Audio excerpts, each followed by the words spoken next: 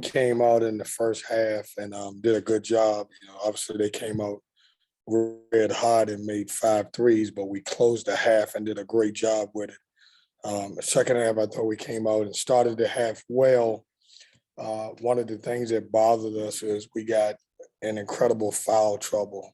When you look at, the two bigs, only two centers that we have on our team, and I thought they really, really beat us in the paint. When you look at it, I think for the game it was 50-22 in the paint. I thought that was a difference. When our post guys went out, it made us become a little bit more perimeter, and we had to take some challenge shots. And the ball didn't move as much as it did in the first because we didn't have, guys setting screen and guys running.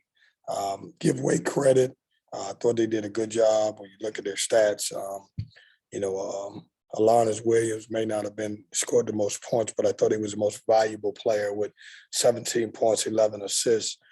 We had when our big three doesn't play well, it doesn't give us the best chance to win. And, when you look at the Quavion, I thought he had a good night and Jericho had a solid night, but we didn't get a lot from DB tonight, which makes it tough. Questions?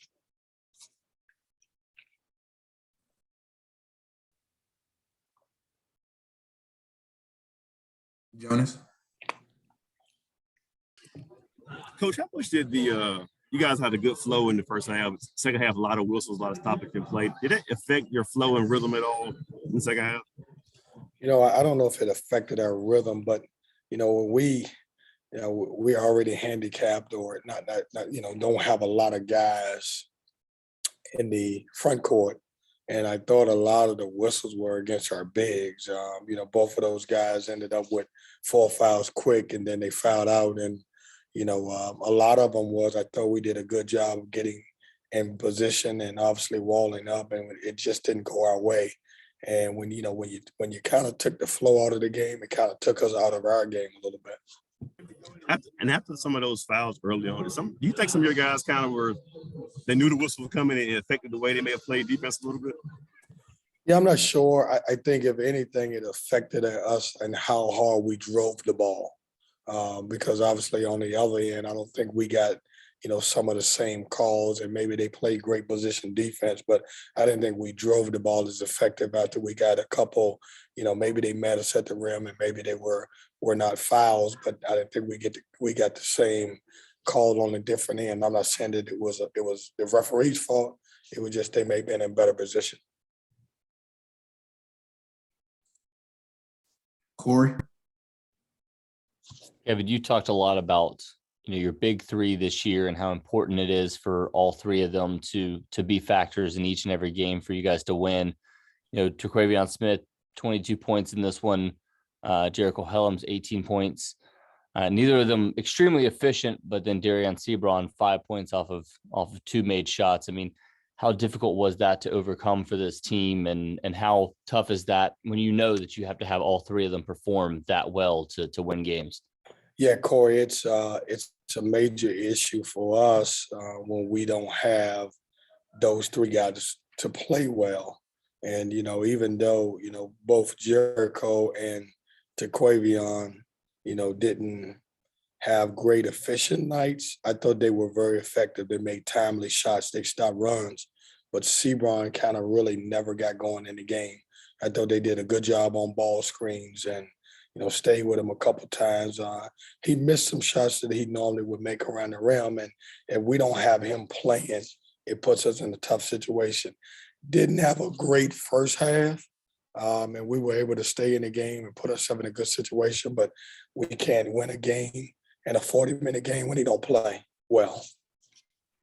And I know it's tough, obviously, with both Dewana and Gibson fouling out in this one, but how much more do you need from a rebounding standpoint from the two of them? Because you do have, obviously Jericho Helms and Casey Morsell finishing with a combined 13 rebounds, but you get out rebounded 42-27 and you get a combined 5 from your two bigs.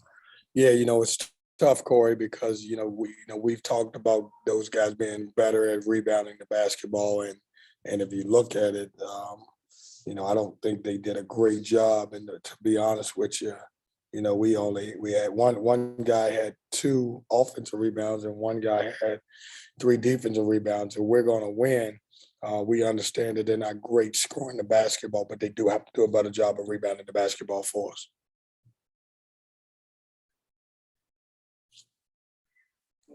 Jonas? Coach, I know you wanted to use these last couple of regular season games to build some momentum going into Brooklyn. You still have one more chance to do that at Florida State on Saturdays. How important is it to get some momentum in Tallahassee ahead of the tournament next week? Well, I know it's really important. I watched Wake Forest play against Louisville the other day, and they're a team that scores in a lot of they get a lot of runs, and they can score in bunches. That being said, I thought we did a good job. I would love to figure out how to get on the road against Florida State and be able to get some momentum and be playing good basketball when you go into Brooklyn. I think the tournament will be probably as wide open as it's been. And certainly, we would like to be one of those teams that could come in and find a way to get some wins. You said after the last home game, your team is a team that nobody wants to see in tournament time because you guys don't have anything to lose. What does that look like in your eyes, a team coming into a situation with nothing to lose, backs against the wall? Well, I just think, and it happens like that. We've been on the other end of it. You don't want to, a lot of times in a one and done situation, coaches don't like to play against teams who are just loose and don't really have anything to play against. And in this situation this year, we will be one of those teams that's loose and we have nothing to lose and everything to gain. Corey? Kevin, obviously we've seen what Wake Forest has been able to do. Steve Forbes, obviously, completely overhauling the roster last offseason. It's led to the success they've had this season. How important is this offseason for you in terms of trying to flip what has taken place this season and trying to get, to that point next year?